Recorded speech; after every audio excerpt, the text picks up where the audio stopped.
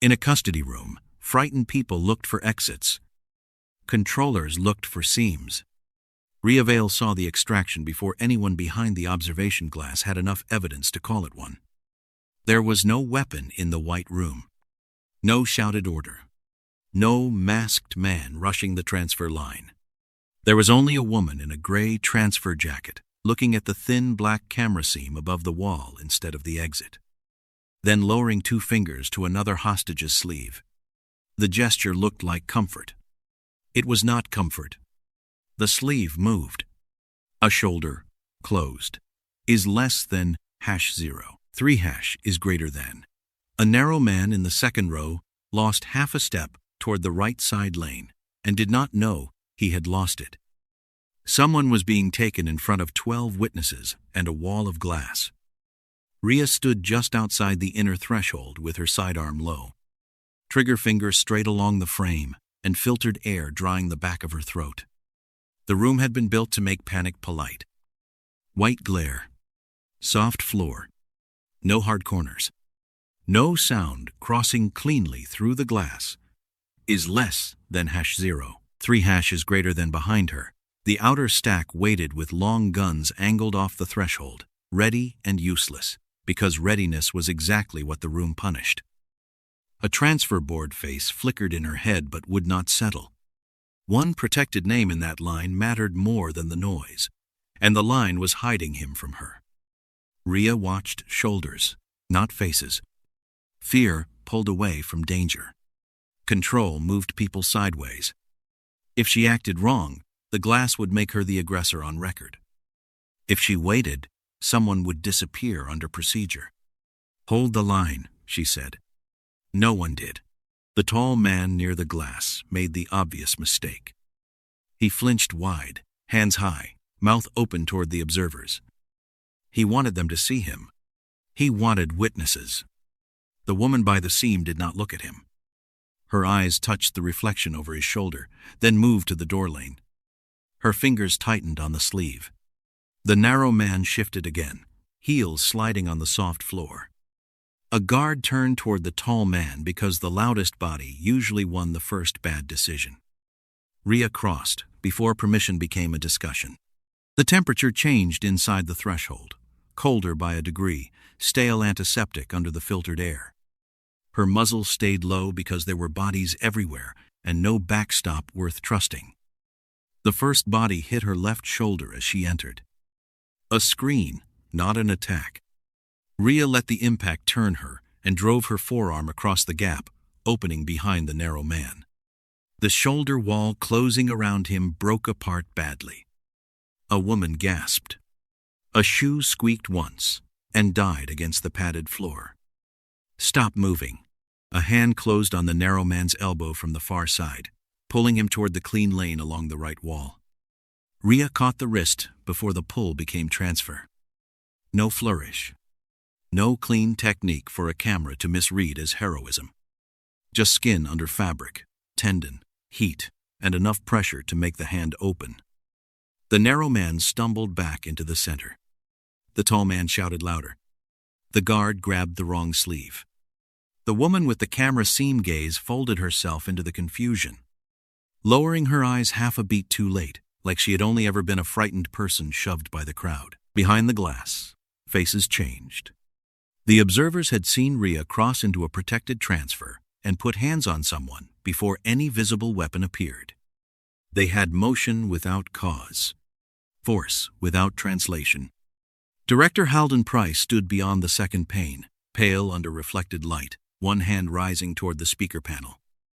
Rhea knew what he would see: a special operations commander escalating inside a clean diplomatic room built to prevent exactly that.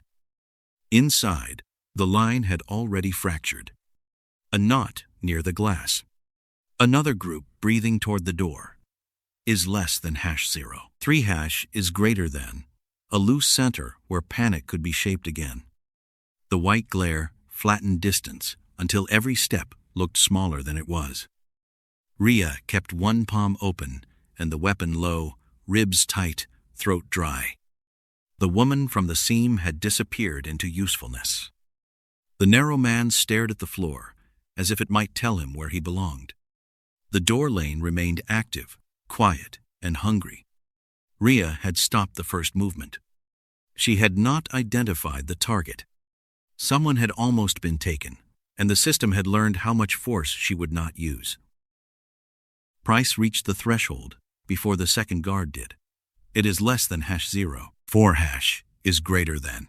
That alone told Rhea the director understood danger, even if he still had the wrong shape for it. He put one hand out, palm flat, and stopped the guard's long gun at the line where the white flooring began.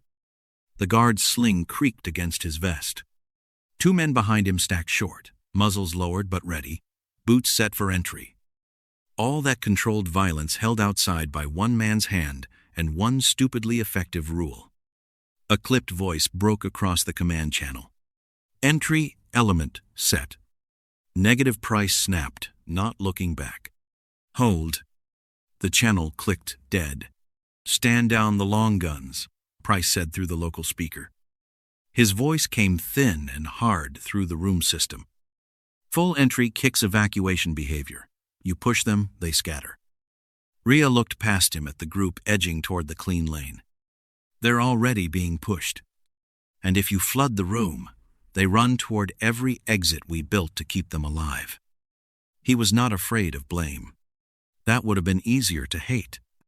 He was afraid of bodies crossing bad geometry under panic, of protected people breaking toward doors, is less than #0. 4 hash is greater than, of every weapon behind Rhea, becoming a reason for the system to help the wrong movement.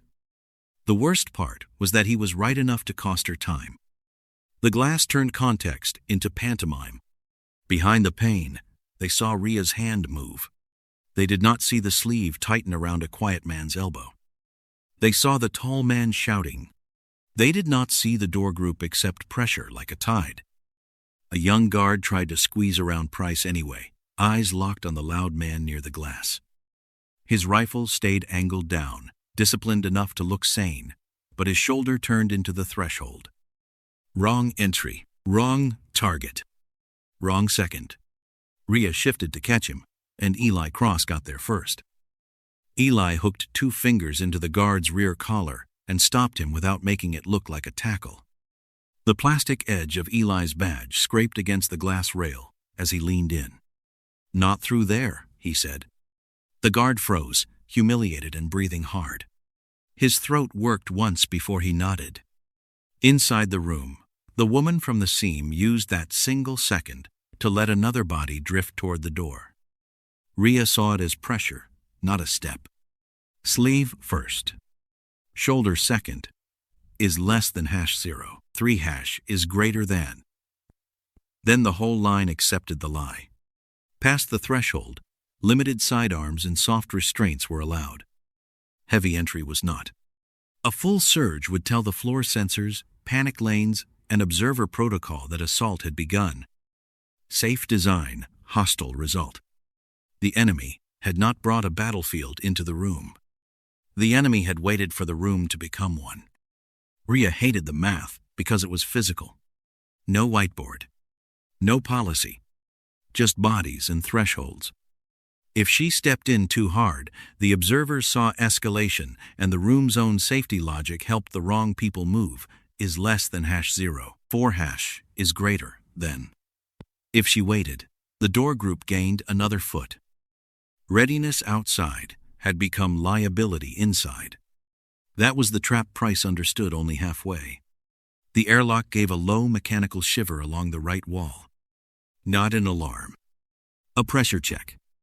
The sound moved under the floor and came up through Rhea's boots. The clean door's edge brightened, a narrow seam of light where seals tested themselves. One escorted group at a time. Whoever held the group held the disappearance. Eli's eyes flicked to the seam. Good. He saw doors the way Rhea saw shoulders. Price tightened his jaw. Limited entry only. Rhea did not look away from the door group. Then I go limited. You go in small, or you do not go in. Small was a bad word for what the room had become. Small meant less force than the enemy had already borrowed from fear. Small meant every movement of her weapon could be read. As escalation by people behind glass who could not hear the breath change inside the line. Small meant the woman from the seam could remain deniable a little longer. Rhea stripped the response down to what would survive the threshold. Sidearm low is less than #0. 4# is greater than finger indexed, hands visible until they had to close, voice shorter than panic. The outer stack stayed held, trained force turned into scenery by protocol. Price's command channel clicked once more, then died again. She glanced at Eli. His thumb rested near his badge, as if he already knew the little rectangle of plastic might become a weapon or a bill. Not yet. The glass group shouted. The loose center pulled attention. The group near the door breathed in one direction, a quiet animal leaning toward the clean airlock. The seal gave another pulse. Is less than #0. 3# is greater than. This time, the white panel shifted inward by an inch, smooth as a promise. No one outside the room had ordered it. No one inside admitted they had been waiting. The airlock's 1-inch movement turned the whole white room into a problem Rhea could hear by foot drag and breath. The glass group kept dragging every eye in the building toward it. The tall, protected man made sure of that. He shouted at the observers, at Price, at anyone on the other side of the pane who could see his raised hands and not hear the fear breaking wrong in his voice. Visible, expensive, politically dangerous. Across the room, the door group sat too quiet near the clean airlock. 3 bodies turned half an inch too much toward the right wall. Kade was in that quiet. Rhea knew his face from the transfer board now that she had time to place it. Samir Kade. Custody language witness, the kind of protected man the chain could not afford to misplace. He stood narrow and tired, eyes down, answering a guard's low question with a small literal nod while everyone else performed terror. Between them, the center group shifted like spilled water. Solan was there, almost hidden by usefulness. 3 groups. 1 door is less than #0. 3# is greater than. Kade was moving toward it. Rhea tested the room with movement instead of questions. Questions gave liars time to find better faces. She stepped toward the glass group first, not fast, just enough to see who reacted before her boot finished pressing into the soft floor. The tall man surged toward her, as if rescued by attention. 2 people near him flinched away from the glass. Honest fear, mostly. It wanted distance, witnesses, air. The door group did something else. It tightened. A woman in a pale scarf slid a shoulder behind Kade and gave him nowhere to retreat without looking like he had chosen the airlock. Solan's head turned a fraction, not toward Rhea, not toward Kade, but toward the reflection in the glass, where the door lane showed itself as a pale stripe. Then came the gesture again, 2 fingers at a sleeve, a small correction dressed as reassurance. Rhea caught it, and hated how little it proved. Calm could be training. Stillness could be shock. A smart hostage might watch reflections. A controller would make other people move first. Hands where I can see them. The order crossed the room clean. The compliance did not. Hands rose near the glass. Hands hesitated near the door. Kade's hand rose last, precise and reluctant, as if even obedience had to be placed in the right custody chain. In the center, a man with a diplomatic badge on a neck cord took 1 step too late, turning sideways into Rhea's path with fear on his face and bad timing in his feet. The late step mattered. Rhea crossed the center line before the bodies could settle around another lie. The padded floor stole speed from her stride and gave it back as drag in her calves. Is less than #0. 4# is greater than. She moved the badge man with 1 hand on his upper arm. He made a hurt sound anyway. Behind the pane, observers leaned forward. Of course they did. They saw her touch him. They did not see the pale scarf woman's heel slide into place behind Kade. Eli, just inside the threshold, watched the door group instead of Rhea. Good. He still knew when not to stare at the obvious fire. Kade looked up once. His mouth opened. A guard snapped, "Name." "Samir Kade," he said, exact and too quiet. The answer landed in Rhea's head with more weight than it should have. "Not proof. Wait." Then, the tall man near the glass stumbled hard into a low, bolted chair. His knee hit the white floor with a flat, ugly thud that the padding swallowed halfway. He shouted, and the room turned toward pain because pain was easier to understand than geometry. That was the pull. Pain near the glass. Attention in the center. Quiet movement near the door. A guard moved toward the fallen man. Price's reflection shifted behind the pain with the observers, all of them following the visible wound. Rhea kept the door group in her peripheral vision and felt the staged injury working on her body anyway. Command wanted the loud wound contained. Instinct wanted the quiet lane cut off. Certainty gave her nothing. Solan crouched half a beat late beside the fallen man, one hand extended with perfect concern, the other hidden by the turn of her hip. The two-finger correction disappeared under the cover of mercy. Rhea stepped toward the center, forcing Solan to choose between helping the visible injury and protecting the invisible root. Solan chose concern too smoothly. Kade drifted another foot toward the right wall, while everyone else watched the man on the floor. The airlock seam stayed closed, but the door group had gained shape. The injury had done its job. It made the room look wounded while the real danger moved toward the door. The tempting shot came right after the injury, which told Rhea it had been placed there for her, is less than #0. 4# is greater than. The tall man was still on the floor near the glass, rocking around his knee, voice tearing thin against the sealed room. A guard bent toward him. The center group tilted with that bend. Then the dark-coated man drove his elbow back against another hostage's throat and turned his body just enough to show Rhea a clean answer. Not clean. Clean-looking. His shoulder opened. His hand lifted. For half a second, he became the kind of threat every person behind the glass could understand. Rhea's sidearm was low, grip settled, trigger finger still indexed along the frame, is less than #0. 4# is greater than. Her sight picture started to form because training was faster than hope. Front angle. Threat shoulder. Center mass. Then the background filled with civilians. The hostage in front of him was smaller, bent forward, head exactly where a safe backstop should have been. Two more bodies stacked behind the first, faces white, mouths open, no room to fall. The weapon line ran through innocent people before it ever reached danger. Behind the pain, any rise of her muzzle would look like aggression. Inside the room, taking the shot would make the enemy's argument for him. Bait is less than #0. 3# is greater than neat little gift. Take it and own the blood. She did not take it. That cost her before anyone else knew she had chosen.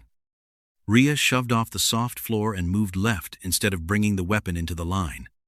Her muzzle stayed down and off bodies. The padding caught her first step and killed half the turn. Her shoulder hit a man in the center group hard enough to punch the breath from him and move him out of the force lane. Not a throw. Not pretty. Just mass, timing, and the bruising price of moving someone who did not know he was in the way. The dark-coated man tracked her with his eyes and shifted the hostage with him, keeping flesh between consequence and cause. He understood her rule now. Maybe Solan did too. Solan was still near the fallen man, one palm hovering over him like mercy. Her other hand touched the floor, fingers spread, making herself smaller and less important. From that crouch, she watched the door group through reflection. Rhea saw the angle too late to stop it. Kade moved with the group, not pulled openly, not forced enough for the glass to understand. Managed. A hand at his back. A shoulder closing his left is less than #0. 3# is greater than. The wrong exit shrinking behind him. Eli's voice cut low from the threshold. Rhea. Not warning. Recognition. He had seen the lane. The dark-coated man made the bait uglier. He drove the hostage forward, not hard enough to break him, hard enough to fold him into Rhea's path. The man's forehead struck her collarbone. Breath punched out of her. For one gray instant, the white room narrowed to fabric, skin, heat, and air not arriving. Behind the glass, the impact would look like Rhea hitting him. Behind the pain, the angle would become the record. Is less than #0, 4# is greater than. The record would not care why she had moved. She caught the hostage under the arm before he dropped and used the save to turn herself across the center. Her ribs protested. Her vision sparked at the edges. The dark-coated man tried to turn her weapon side into the bodies as he passed. Rhea locked the muzzle against her own line and took the pull through her wrist instead. Pain snapped up her forearm. The weapon stayed safe. The cameras would only see struggle. The hostile stepped back into bodies. Solan looked up from the staged injury, face holding concern and nothing more, is less than #0. 4# is greater than 2. Little would have exposed her. Too much would have done the same. She chose the middle and almost made it art. Stay down, Rhea told the injured man near the glass.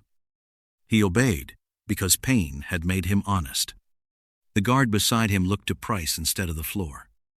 Another second gone. Civilians were still alive.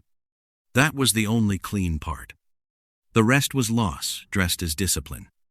Rhea had refused the fast answer, and the enemy had learned she would not shoot through uncertainty.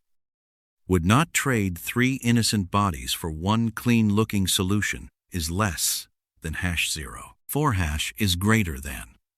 The center loosened where it should have tightened. The glass group grew louder. The door group got quieter, which mattered more. Kade was closer to the airlock now, shoulders angled toward the right wall. Mouth pressed thin as if he were holding back an answer no one had asked properly.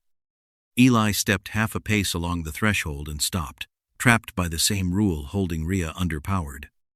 His thumb touched his badge once. His eyes followed the space between Kade and the airlock seam. There it was. The lane. The airlock, not the fight, was the battlefield. Is less than #0. 3# is greater than. Price watched from behind the glass, seeing restraint as delay. Rhea kept the weapon low and her hands ready.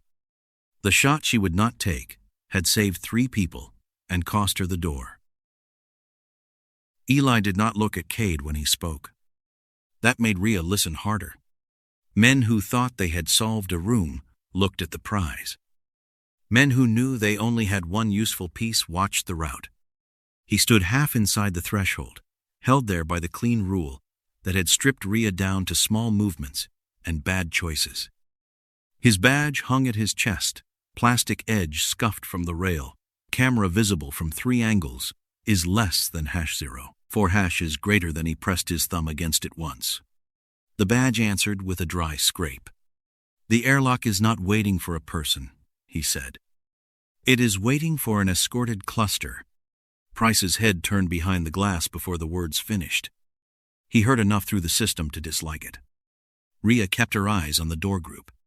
Kade stood there, angled toward the white seam with 2 bodies close enough to decide direction for him. Solan remained near the fallen man, still wearing concern like a clean glove. Only her reflection told the truth. In the glass, she watched the right wall. Is less than #0. 3# is greater than. The air seal breathed again, soft and mechanical. Say the useful part, Rhea said. I can enter as escort, Eli said. 1 cluster, 1 movement. No panic trigger if I stay inside the transfer roll. He did not make it sound like rescue. No magic door. No broad override. 1 movement. 1 chance. 1 career burning on camera if he got it wrong. You can pull Kade out, Rhea asked. I do not know which man the room calls. Kade, Eli's eyes stayed on the route. I know where it wants to take him. That was the right answer and the wrong one together. Is less than #0. 4# is greater than. The old breach flashed in Rhea's body without pictures. Eli, half a second late. Rhea, half a room too far. a protected man's name becoming paperwork after the body was gone. She hated that her ribs remembered him before her judgment did. Price cut through the speaker. No escort entry without my clearance. His voice stayed level, but something under it had tightened. Institutional. Controlled. Already calculating how many cameras were recording which failure. We already bent outer access once for the state partner, Price said.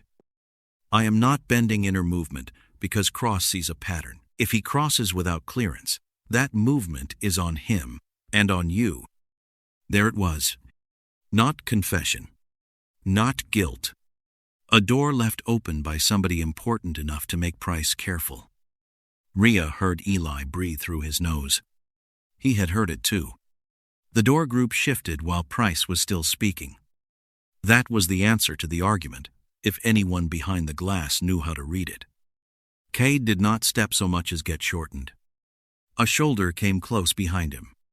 The pale scarf woman turned sideways and became a wall. Is less than #0. 4 is greater than. The dark-coated man drifted back toward the loose bodies, no longer looking like a threat, looking like debris. Solan rose from beside the injured man with a soft, practiced delay. She did not look at the airlock. She did not have to. Everyone she had touched was already leaning that way. Protocol was not blocking the enemy. It was carrying him, smooth as a tray. Rhea felt the decision in her hands. If Eli moved too early, he might create the exact escorted cluster Solan needed. If he moved too late, Kade would arrive at the seam wrapped in enough bodies to make correction look like assault. Is less than #0. 4 is greater than. If Rhea refused him, she kept command and lost the only legal movement the room still respected. Eli could move a cluster. He could not save a man by name. She looked once at him. Not for trust. Trust was too pretty a word for a room like this. She looked for timing. His jaw was set, badge hand steady, eyes on the space between groups instead of faces. He could create a hole. He could not know who had to pass through it. 1 cluster, she said. You move them left of the center. You do not chase the target. His mouth moved almost like a smile and failed. Is less than #0. 4 is greater than. Never liked chasing. Price said her name through the speaker, sharp now. Rhea ignored the tone and kept the meaning. If he moves, you hold the glass line, she told the nearest guard. No surge. The guard swallowed before he nodded. He wanted orders more than understanding. Solan chose that moment to stop being patient. Her hand closed on the pale scarf woman's wrist, gentle enough to look protective, firm enough to turn bone. The woman's heel shifted. Kade's shoulder followed the pressure before his feet did. Is less than #0. 4 is greater than. Then the door group became one moving body, shoes sliding on the soft floor with almost no sound. The airlock seam brightened, a thin white line waking along the wall. The observers shifted behind the glass, late to the meaning. Eli had not stepped in yet. Solan moved first, and the bad clock started. Rhea moved for the lane, and the dark-coated man hit her from the center. He came back as weight, not theater. His shoulder drove into her ribs from the side.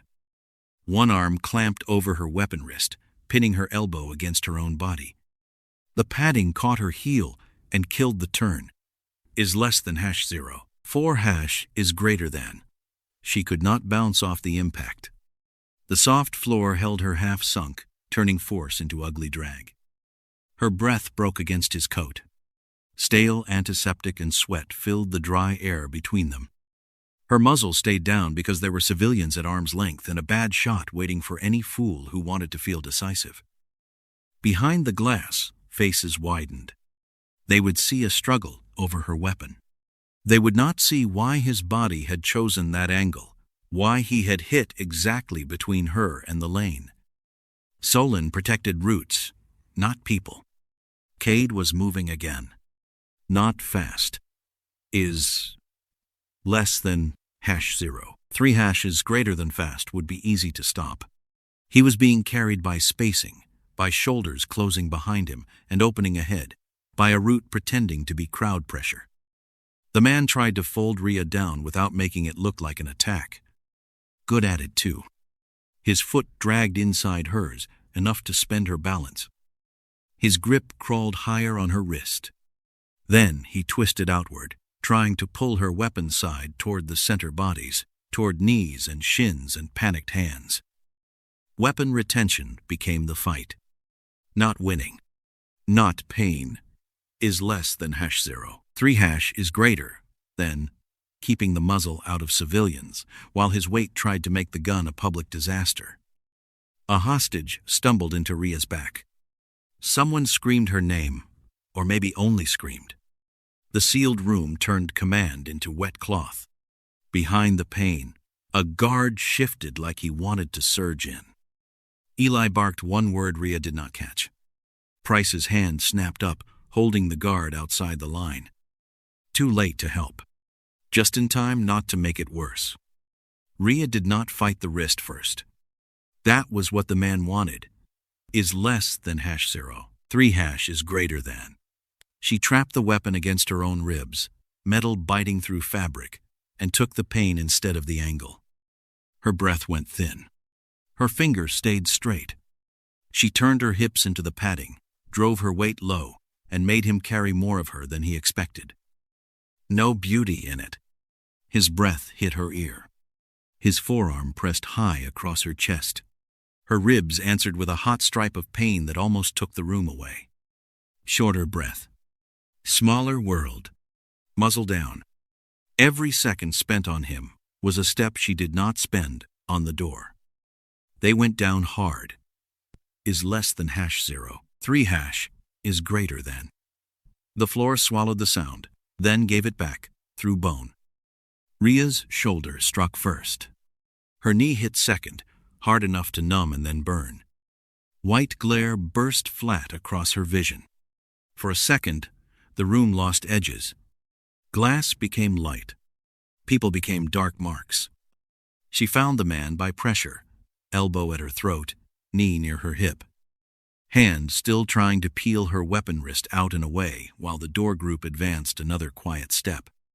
He was not holding her to win. He was holding her to keep her there. Different job. Different clock. Rhea shoved enough space under his jaw to breathe. He shifted, trying to bury her weapon hand beneath both bodies. She turned with the pressure and let her forearm burn across his coat seam. The muzzle stayed trapped into her own line. It cost her leverage. It cost her distance. It kept the civilians alive. The man drove his weight down again, and her vision narrowed to his collar, the floor, the pale shine of the airlock beyond moving feet. She slammed her shoulder into the turn, not to hurt him cleanly, only to break the shape pinning her. His grip slipped a quarter inch. Enough. Is less than #0. 3# is greater than her knee. Found the floor. Her hip found pressure. She came up on one knee with her pulse beating behind her eyes and her side packed full of broken heat. The dark-coated man sagged sideways, stunned enough to stop being useful. Local win. Bad trade. Through the glare, Solan turned not toward him, not toward injury, but toward the open path his body had bought. Kade was nearly at the airlock lane. Rhea pushed up and the room tilted. Not much. Enough. Each breath arrived shorter than the one before it. Is less than #0. 4# is greater than. The center group spread around the fallen man in confused little waves, giving the door group exactly the clean edge Solan needed. The pale scarf woman had shifted Kade forward another step. His face had gone strangely calm, the blank look of a man who knew a sentence had been written for him and hated the grammar. Eli saw it too.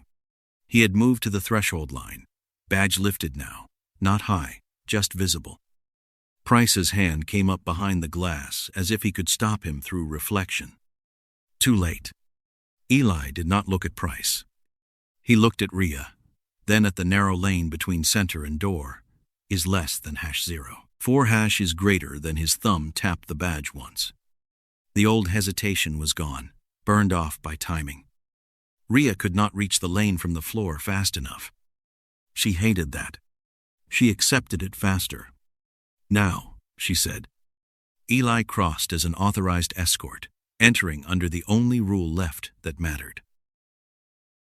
Eli crossed under the rule, and the room gave him just enough respect to make him dangerous. He did not rush. Rushing would have made him another attacker behind the glass. He lifted the badge where the sensors, cameras, and people could see it, not like a shield, more like a receipt for one bad idea. The white glare caught the plastic edge. It scraped once against his knuckles as he moved between the center spill and the door group. "Escort movement," he said. "Left side, with me." He chose the pale scarf woman first, not Kade. Good. One cluster, not one prize. Rhea pushed off her knee and felt her ribs punish her for standing.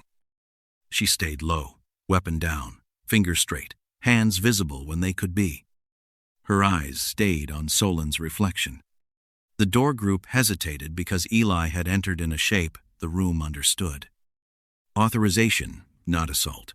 The airlock seam pulsed along the right wall, thin and white and patient.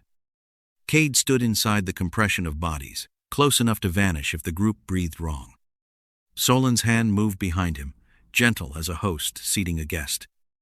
Rhea saw pressure in the fingers, not violence. Still too little for the glass. Enough for her. The sterile hiss thickened. The room was clearing its throat before swallowing someone. Eli shifted the pale scarf woman left. Only left. He did not grab Kade, did not name him, did not perform the clean, heroic thing that would have ruined the move. The woman resisted because fear liked the path it already understood. Eli leaned his shoulder into the group and gave them a legal direction, one the room could accept without opening every panic lane. The cluster bent with him. Kade should have gone with the bend. That was the safe lie. Instead, he stepped wrong. Small. Frightened. Ugly. His shoe dragged backward and clipped the pale scarf woman's heel just as Solan's hand tried to close the space behind him. The woman slipped away from the airlock instead of toward it. Kade caught her sleeve with 2 fingers, not saving her cleanly, only keeping her from falling into the lane. For the first time, Solan moved before the room covered her. Her calm cracked into speed. She seized Kade above the elbow and pulled him toward the white seam with a force no frightened hostage had any reason to use. Her fingers whitened around his arm. His shoulder torqued. His face changed. There it was. Proof with a handprint. The overreaction changed every face. Even Price could see a woman in the protected line drag one man away from an authorized escort. He could not hear why it mattered, but he could see the lie lose its skin. Eli turned into Solan's pole and took the cost. A man from the extraction side hit him low, driving him into the glass rail near the threshold. The rail cracked with a sharp report that cut through the muffled shouting. Eli's badge snapped sideways on its cord. Plastic split. The broken badge swung against his chest, camera visible, a small plastic fact every future room would remember. He stayed on his feet, barely, one hand still locked on the group he had moved left. He had burned his neutral role in front of every observer and every camera. All for one lane and one man he had not been able to name. Solan did not look at Eli. She looked at Rhea. Wrong move. The quiet choreography was gone. Her eyes were no longer counting reflections. They were counting distance. Kade tried to pull his arm back, and Solan tightened hard enough to wrench his shoulder forward. He made a short sound, not brave, not loud. Human. Rhea stepped through the center bodies before the pain in her side could vote, each breath smaller than the space she needed. Now the enemy stopped pretending to be a crowd. The dark-coated man lunged up from the floor. The pale scarf woman cried out and folded left under Eli's arm. Two bodies near the door opened for Kade and closed behind him with the ugly agreement of people following training, not panic. Rhea caught Solan's wrist before it could disappear into the group, but Solan changed grips and shoved Kade forward with her shoulder. Direct force. No borrowed fear. No soft pressure. Just the target and the door. The airlock answered with a deeper vibration, a pressure change that moved under the floor and into Rhea's teeth. Behind the glass, Price struck the pane once with an open palm. Too late, and still outside. Kade was the target. Not the loud man. Not the injured decoy. Kade, quiet and literal and alive, being delivered by a room that had mistaken authorization for safety. Rhea had final proof and less room than she needed. Eli sagged against the rail, one side bent around Payne, still holding the left-shifted group from spilling back. Solan drove Kade toward the white seam. The final airlock cycle began, and the door accepted the movement as if it belonged. The airlock cycle began with a soft change in pressure, not an alarm. That made it worse. Alarms told people danger had arrived. This sound belonged to procedure, to a door doing exactly what it had been asked to do by the wrong hands. The white seam widened along the right wall. 1 inch became 2. Filtered air pulled toward it in a steady, sterile draw, brushing Rhea's face, drying the sweat at her upper lip. Kade was the target now. No doubt left to flatter caution. Solan had given him away with her hand, her speed, the sudden violence under all that careful calm. Rhea still could not shoot. The pale scarf woman was half across Eli's chest. 2 civilians were folded between Rhea and the door. The dark-coated man was rising again on one knee. No clean backstop. No safe line. No spare second. Behind the glass, Price and the observers saw a brawl around protected bodies. They did not see the threshold becoming the whole war. Rhea saw it. Stop Kade crossing. Nothing else mattered until that was true. She moved toward the seam and made herself smaller than Payne wanted her to be, breathing shallow so her ribs would not steal the step. Solan changed because quiet no longer helped her. The woman who had guided bodies with fingers and reflections shoved Kade hard enough to bend him forward. Her other hand snapped out and caught the sleeve of the nearest civilian, dragging the body between Rhea and Kade. Loud improvisation. Dangerous, but less precise. Rhea could use less precise. Eli drove the left-shifted group against the glass line and took another hit for it, shoulder cracking into the rail, jaw clenched white. He had done what he could. The rest was hers. Rhea closed distance through the wrong side of the body line, not the open lane Solan wanted her to chase. A civilian's elbow struck her ribs. Heat flashed through her side and made the floor tilt. She kept moving. The airlock seal vibrated deeper, a low mechanical throat. Kade stumbled 1 step closer. His face turned toward the door, but his eyes cut back once, fast and terrified, to the woman Solan had dragged into his path. He was still thinking about other people. It kept him human. It also made him easier to steer. Rhea's ribs locked. For half a second, breath refused her. The gray at the edge of her vision widened, then shrank when she forced the next step. She reached for Solan's shoulder and got fabric, slick with sweat, not enough to stop her. Solan turned into the grab. No speech. No explanation. Just a hard shove with Kade's body between them and the threshold breathing open behind him. Rhea let the shove take her halfway down instead of fighting it high. Her knee hit the soft floor. The impact vanished into padding and came back through her hip. She caught Kade around the waist with one arm, badly, painfully, just enough to turn his forward fall sideways. Solan drove into them both. 3 bodies hit the edge of the airlock lane together. White glare filled Rhea's eyes.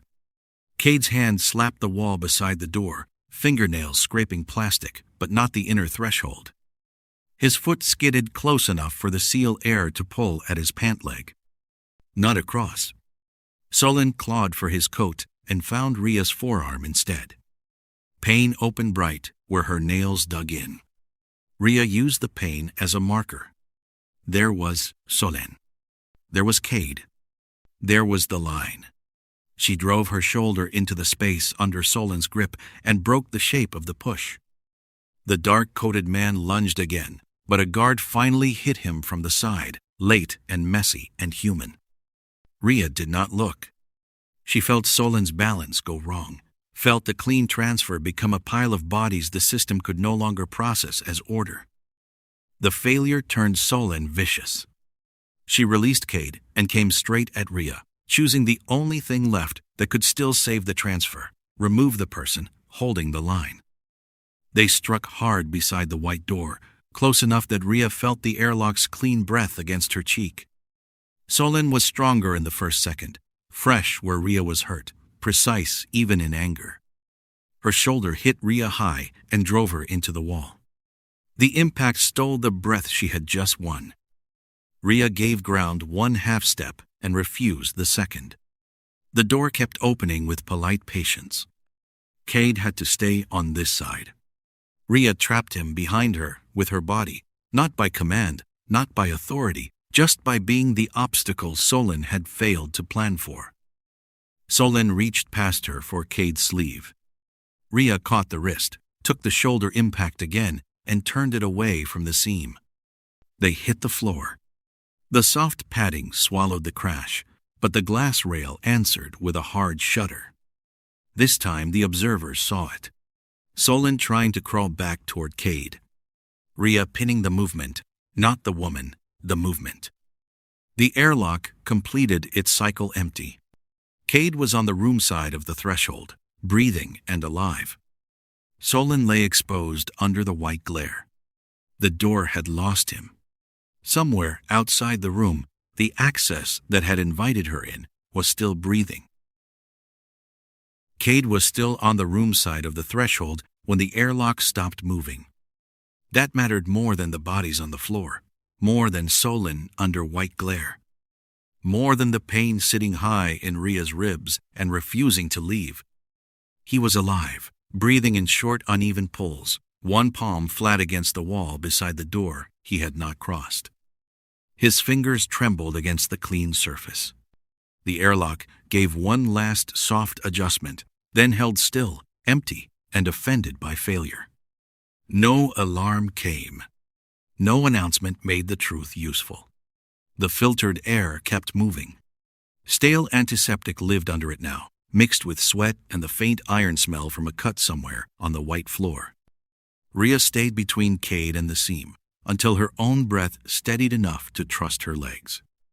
Solan had one wrist pinned by a guard, her face turned toward the floor, concern gone at last. Eli was against the glass rail, one shoulder lower than the other, badge hanging cracked and broken against his chest. Behind the pain, the observers had stopped leaning forward. They stood trapped in the silence after understanding arrived late. Rhea looked at Kade's chest rise again. Living proof did not look dramatic. It looked like a tired man trying not to collapse where a system had almost erased him. "Do not move him," Rhea said. The first guard nearest Kade froze with both hands half raised, wanting to help and wanting orders more. "He stays visible." Her voice came out low and rough. "Good enough." She set one open hand on Kade's shoulder, not to comfort him, not really, but to anchor the fact of him in front of every witness who had watched the door fail to take him. Kade looked at her once. His eyes were wet, embarrassed by fear, focused hard on being exact. "I did not cross," he said. "No, you did not." That was the whole case, for the moment. Not a file. Not a clean camera angle. Not a report some office could send down before morning. The enemy had needed him alive in the wrong custody chain. Somewhere paperwork could make him disappear.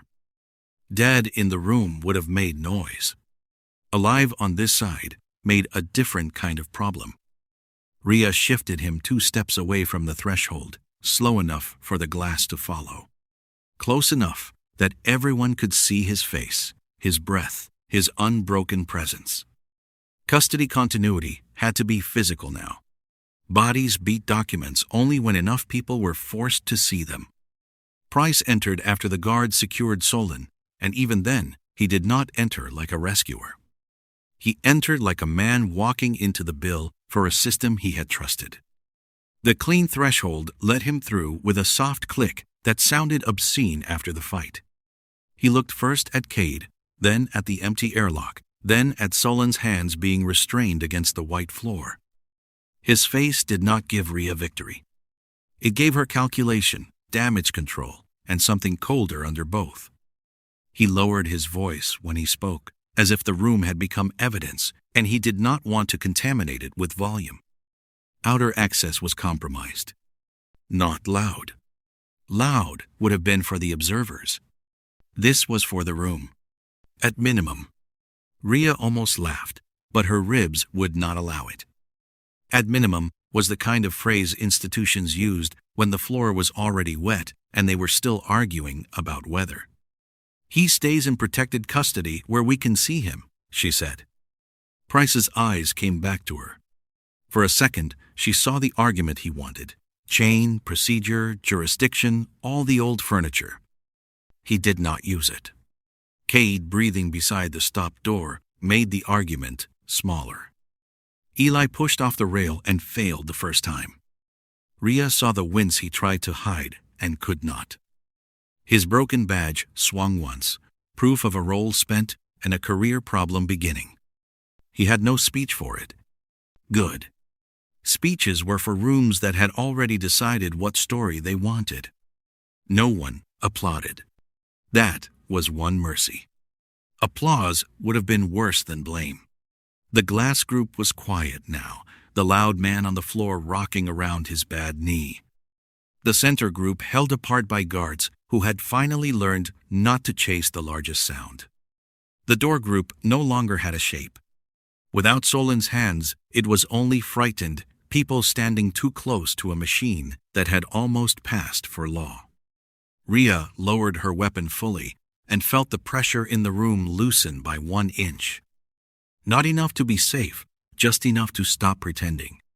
Solan raised her head once and looked past Rhea, past Kade, past Price, toward the observation glass and whatever access had brought her this far.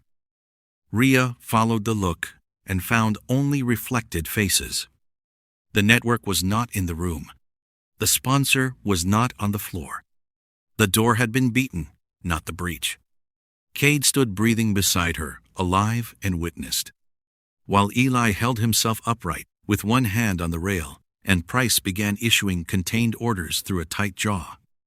The white airlock stayed open and empty. Rhea kept her body between Kade and the threshold until the first new custody team arrived from the correct side. She had won the room. The room was not the war.